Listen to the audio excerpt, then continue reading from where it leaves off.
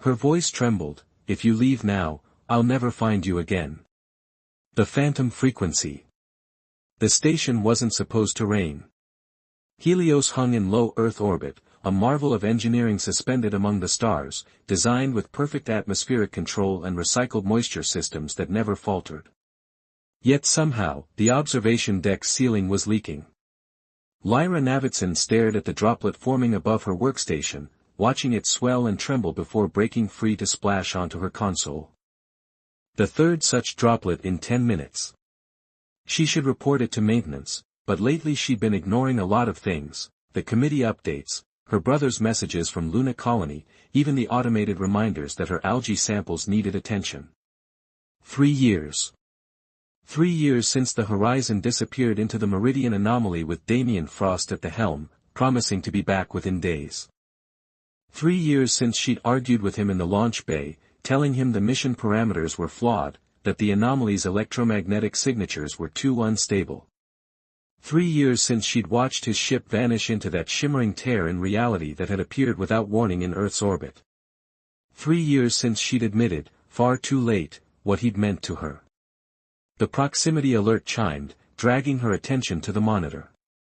An unscheduled arrival was approaching Docking Bay 7. Lyra frowned.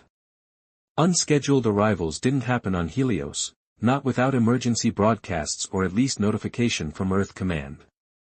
When her comms lit up with Security Chief Takano's signal, she knew something was wrong.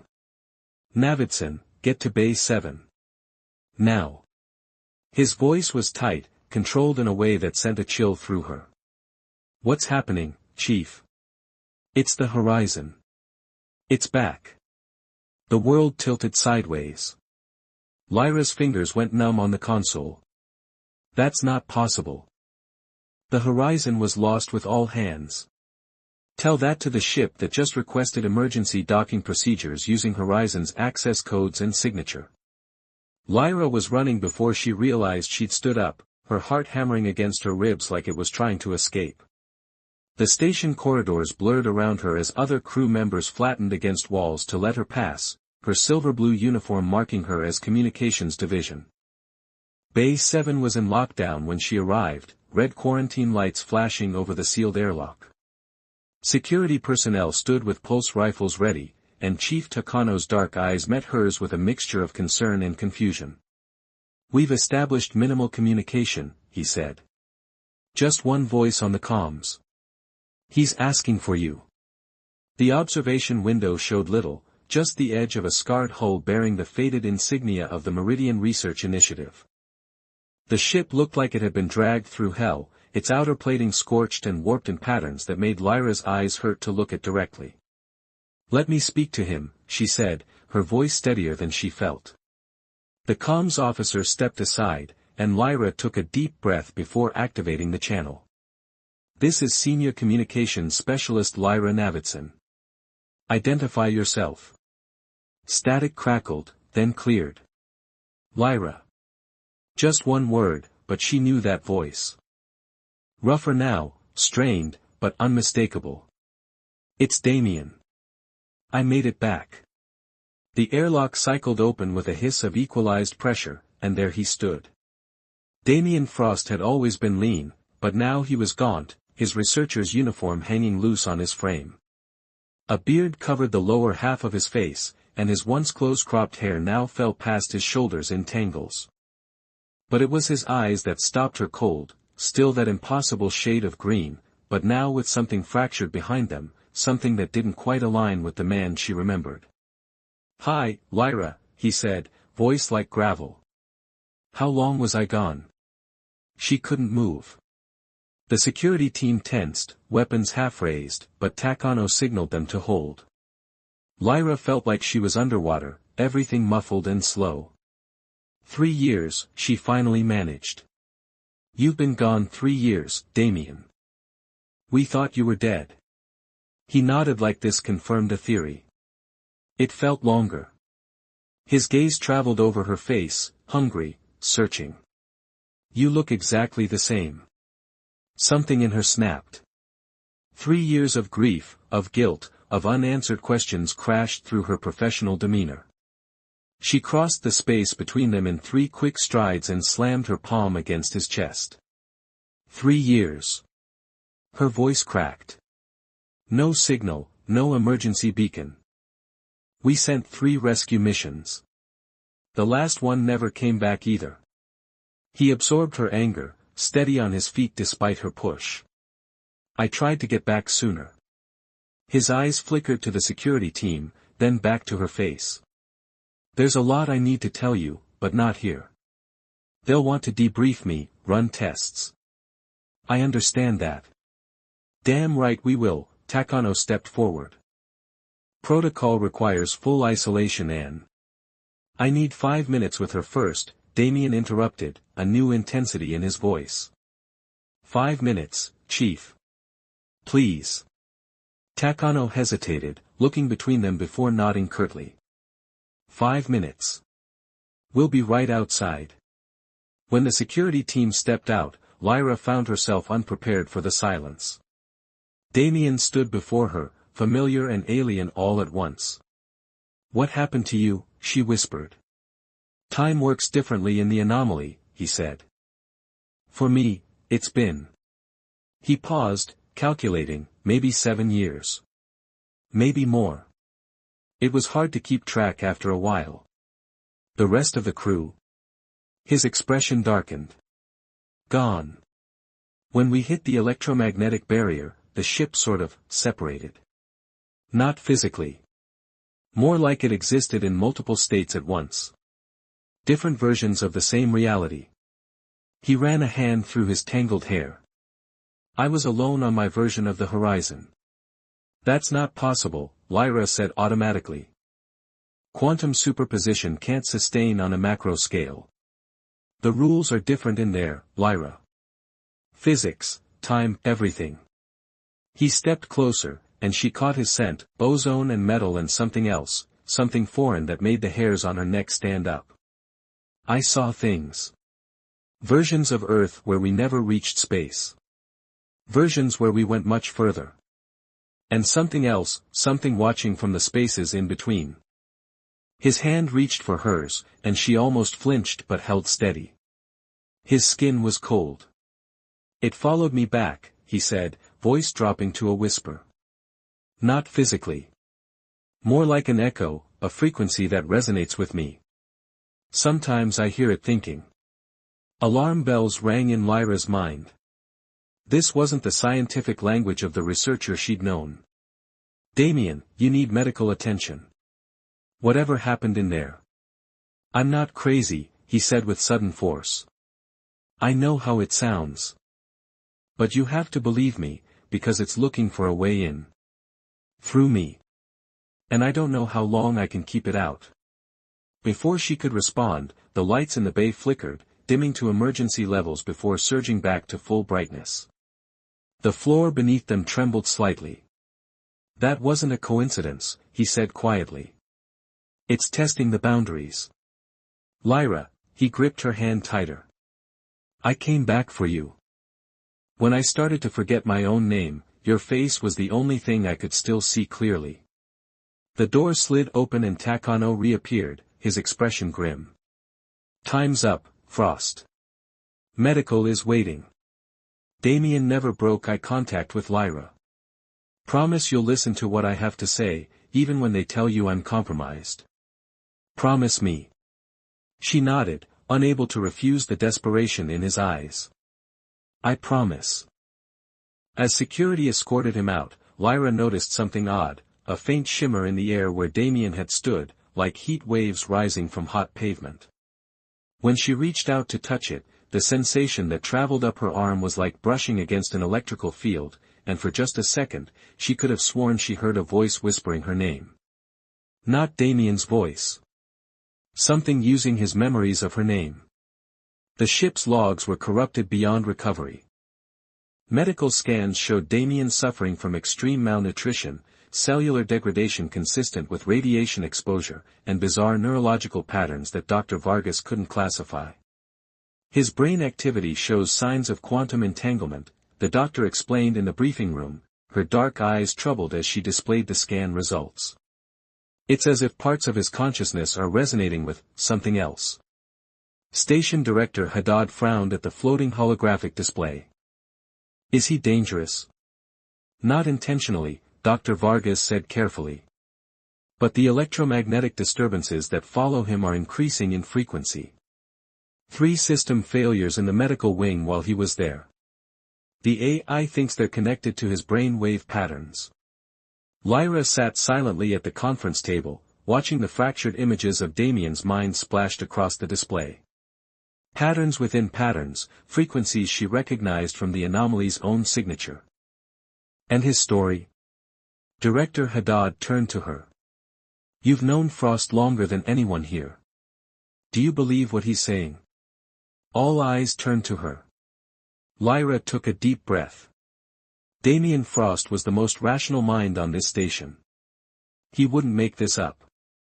She gestured to the scan results. And these readings match what our probes recorded from the anomaly before they failed. Something happened to him in there.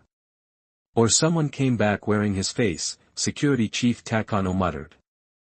The observation room was trying very hard to look clinical and detached, but someone had placed a potted plant in the corner and left a tablet loaded with reading material on the side table. Small comforts. Human touches that didn't quite mask the fact that Damien was essentially in a cell, albeit a comfortable one. Lyra stood on the other side of the observation glass, watching him. He sat cross-legged on the bed, eyes closed, breathing in a measured rhythm. She'd seen him meditate before, back when they worked together on the Meridian project. It felt like looking through a window into the past. The intercom switch was cool under her finger. Can't sleep. His eyes opened slowly, finding her through the one-way glass as if he could see right through it. Maybe he could now. Dreams aren't safe anymore, he said simply. She entered the access code and stepped inside, the door sealing behind her with a soft click. Closer now, she could see the fine lines around his eyes that hadn't been there before, the streak of gray in his dark hair. Tell me everything, she said, sitting in the chair across from him. From the beginning. And he did. He told her about the horizon entering the anomaly, about the ship splitting across multiple realities, about being alone for what felt like years, navigating a vessel that sometimes rearranged itself when he wasn't looking. He told her about the entity he'd encountered, not alien, exactly, but something beyond human understanding that existed in the spaces between possibilities. It was curious about us, he said, his voice distant with memory. It studied me, learned from me. Started creating echoes, versions of me, of the crew, of you, made from its understanding of my memories. Of me? Lyra's throat went dry. Damien nodded, his eyes focusing on her fully for the first time. It saw how I felt about you. How I still feel. He looked away. I'm sorry I never said anything before I left. The confession hung between them, 3 years too late and right on time all at once. Why did it let you go? She asked, deflecting. It didn't. I escaped. He rubbed his temples. But not cleanly. Part of it came with me, a fragment that thinks it's me, or wants to be me. It's trying to find a way to fully cross over. As if summoned by his words, the lights flickered. The room's temperature dropped several degrees in seconds, their breath suddenly visible in the air between them. Damien, Lyra said carefully, what's happening? It's getting stronger, he whispered. The closer I get to you, the stronger the connection becomes. It's using what I feel as a bridge. The tablet on the side table activated itself, scrolling through pages of data at impossible speed. The plant in the corner withered before their eyes, frost forming on its leaves. Damien stood, backing away from her. You should go. Now. I'm not leaving you alone with this thing, she said, stepping toward him instead. The lights went out completely, plunging them into darkness.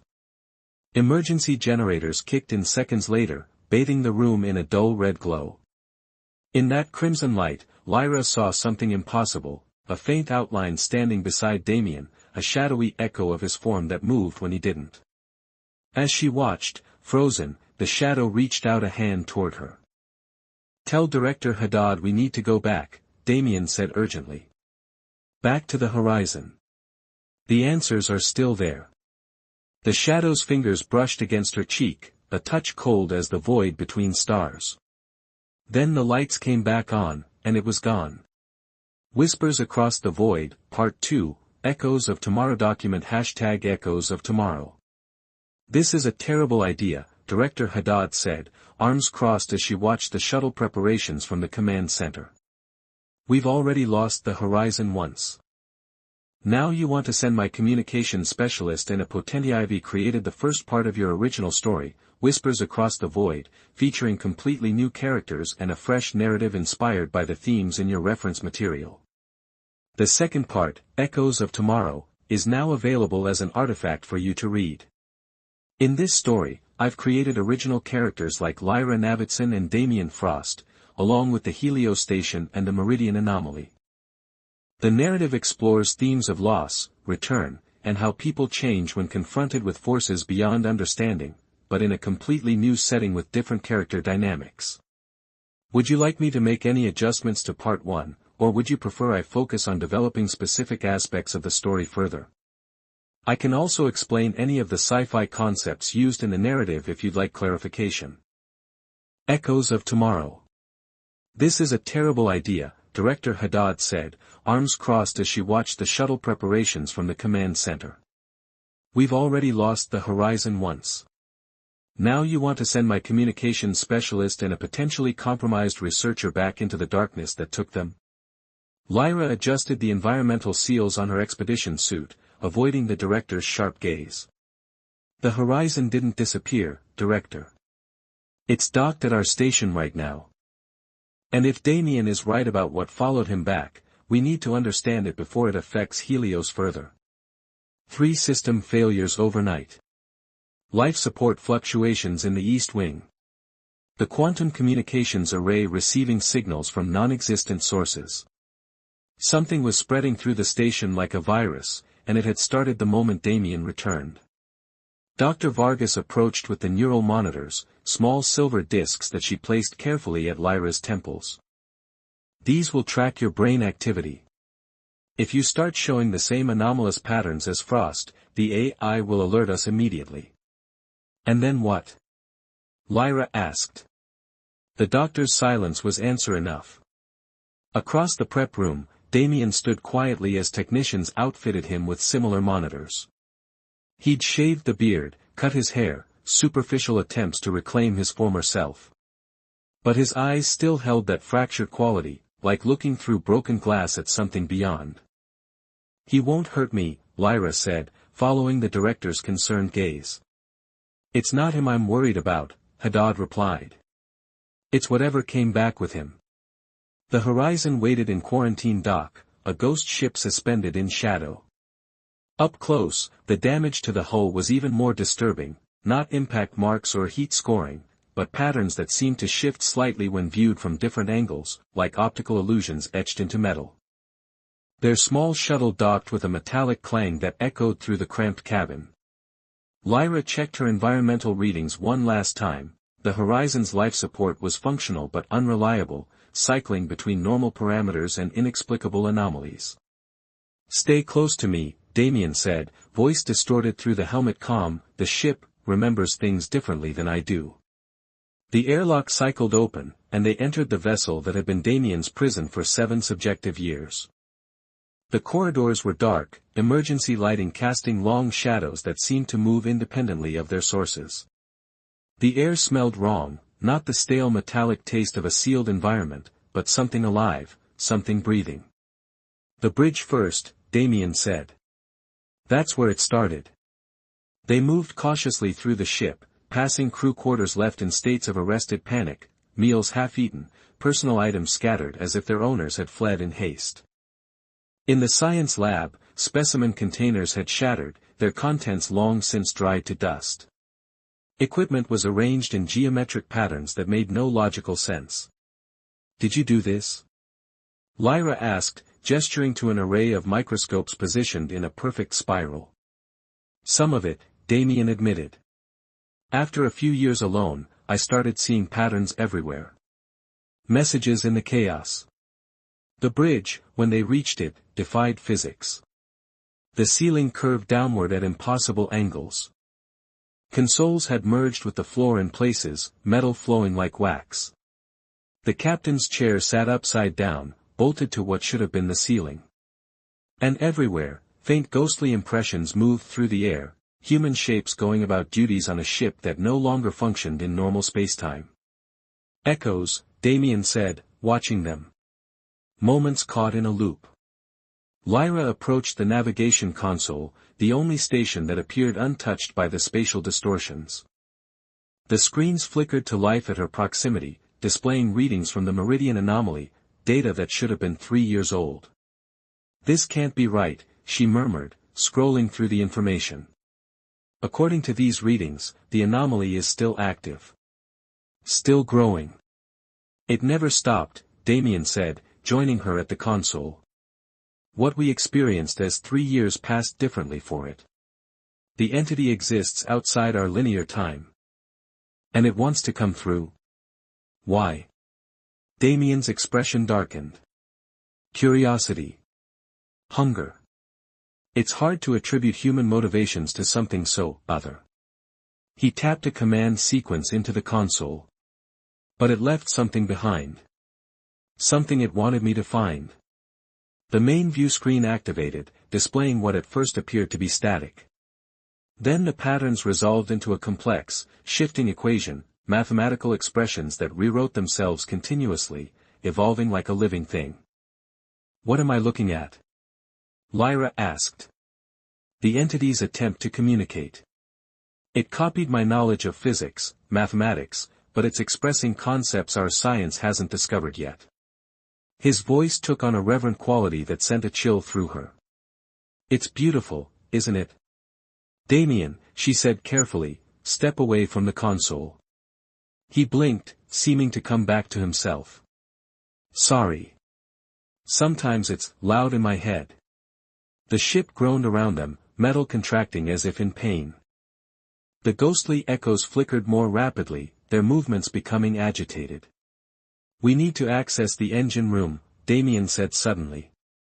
"That's where the breach happened. Where it first came through." As they moved deeper into the ship, the distortions became more pronounced. Gravity shifted unpredictably. At one point they walked along a wall, their perception adjusting to accept it as the new floor. Time seemed to stutter, moments repeating like scratched recordings. "Damien," Lyra said as they passed through a corridor where water droplets hung frozen in mid-air, "if this entity is so powerful, why does it need you? Why not just come through on its own?" "It needs an anchor," he replied. "Something familiar with both realities to hold on to. I was the only survivor, the only mind it could fully study." He paused, looking back at her. "But it doesn't just want me anymore.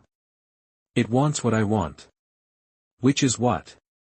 His eyes met hers, painfully honest. "You. Us. The life I dreamed about while I was trapped in there." Before she could respond, a violent tremor shook the ship. The frozen droplets collapsed, drenching them. Emergency alarms blared, then distorted into wailing sounds no human engineer had programmed. "It knows we're here," Damien said urgently. "It knows what we're trying to do." They ran the rest of the way to the engine room, fighting against corridors that stretched and contracted, doorways that weren't there and then suddenly were. When they finally reached the massive reinforced doors, they found them welded shut by some unknown force. "We'll have to cut through," Lyra said, reaching for the plasma torch on her utility belt. "Wait." Damien placed his hand against the sealed door. "Let me try something." He closed his eyes, his breathing slowing to that meditative rhythm she recognized. The neural monitors at his temples began to glow, pulsing with the same frequency as the ship's distortions. The door slid open. "How did you?" "I told you," he said grimly.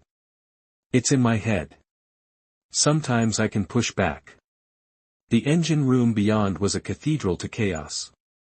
The Horizon's quantum drive had been disassembled and reconstructed into something new, a latticework of components suspended in the center of the room, pulsing with energy that hurt to look at directly.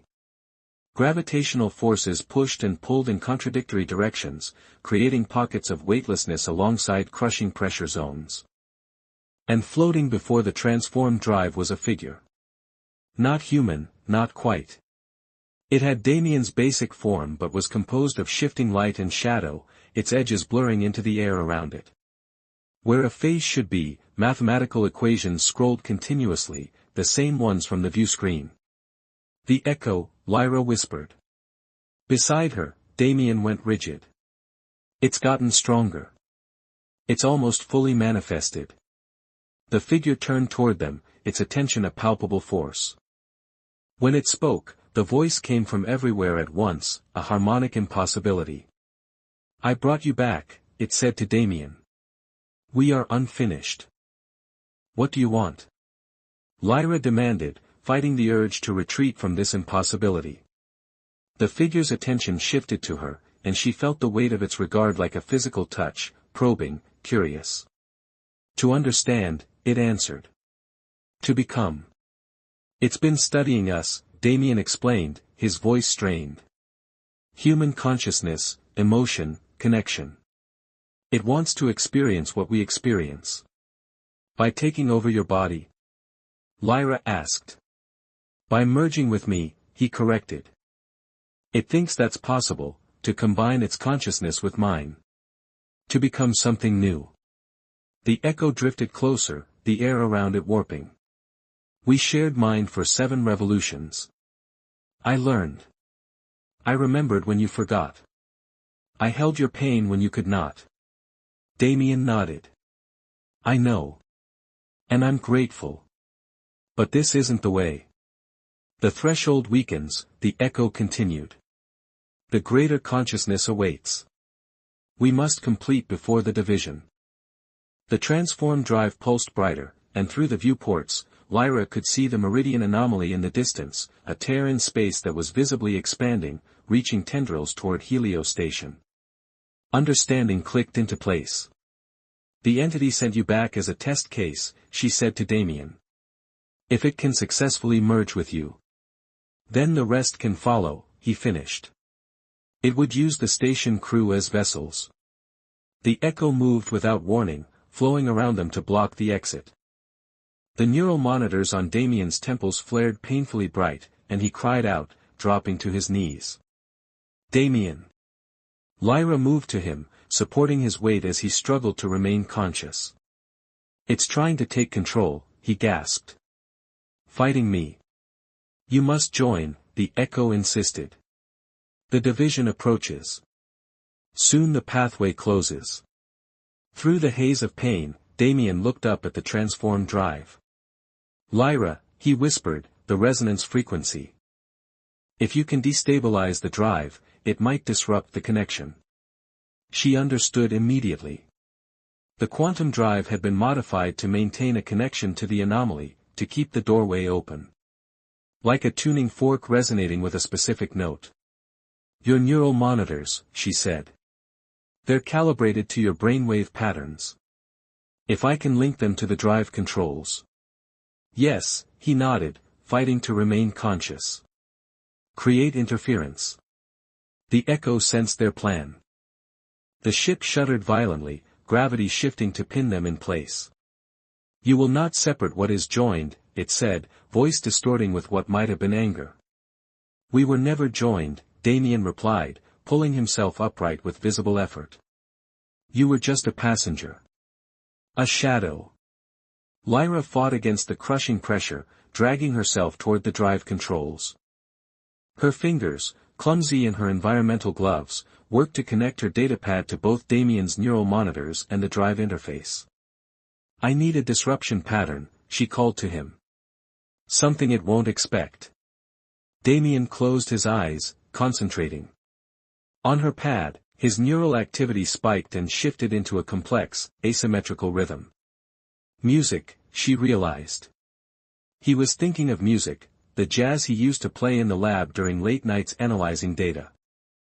The echo writhed, its form destabilizing as she fed the pattern into the drive controls. The equations that made up its face scrambled, reformed, scrambled again. Binary existence is limitation, it said, voice fracturing across multiple frequencies. We offer expansion. We choose our own limitations, Damien answered. That's what makes us human. The drive began to vibrate, its modified components fighting against the contradictory commands. The echo's form thinned, stretching like smoke in wind. Now, Lyra. Damien shouted. She executed the final command sequence, inverting the resonance frequency. The drive shrieked, harmonics collapsing into discord. The echo shattered into fragments of light and equation, each piece crying out in a different voice, some Damien's, some utterly alien. Through the viewport, the anomaly pulsed once, twice, then began to contract. We need to go, Lyra said, helping Damien to his feet. This ship is falling apart. They ran through collapsing corridors, reality reasserting itself violently as the echo's influence faded. Behind them, the engine room imploded, folding into dimensions they couldn't perceive. They reached the shuttle just as the horizon's structural integrity failed completely. As they disengaged, the ship didn't so much break apart as unravel, sections of it simply ceasing to exist while others aged centuries in seconds. From the safety of the shuttle, they watched the anomaly contract to a pinpoint and vanish, taking the remains of the horizon with it. Is it gone? Lyra asked. Damien touched his temples, where the neural monitors had burned out. Not entirely. There will always be a part of it in me now. He looked at her, his eyes clearer than they'd been since his return. But it's quiet. I can think my own thoughts again. She took his hand, his skin warm now. What will you do? Learn to be human again, he said. If they'll let me stay. They will. She squeezed his hand. I'll make sure of it. As the shuttle docked with Helios, Lyra looked back at the empty space where the anomaly had been. For just a moment, she thought she saw equations written in the stars, a final message from something beyond human understanding. Then it was gone, leaving only the familiar constellations watching over Earth. Welcome home, she said to Damien. Again. He smiled, and this time it reached his eyes. Promise me something. What? Next time I say I'm going to explore an interdimensional anomaly, remind me to just ask you on a date instead. Lyra laughed, a sound that chased away the last of the echo's chill. That, she said, is a promise I can keep. The station's lights welcomed them back, steady and unwavering, as the stars continued their ancient vigil over the threshold between known and unknown. 2/2 retriclod can make mistakes. Please double-check responses.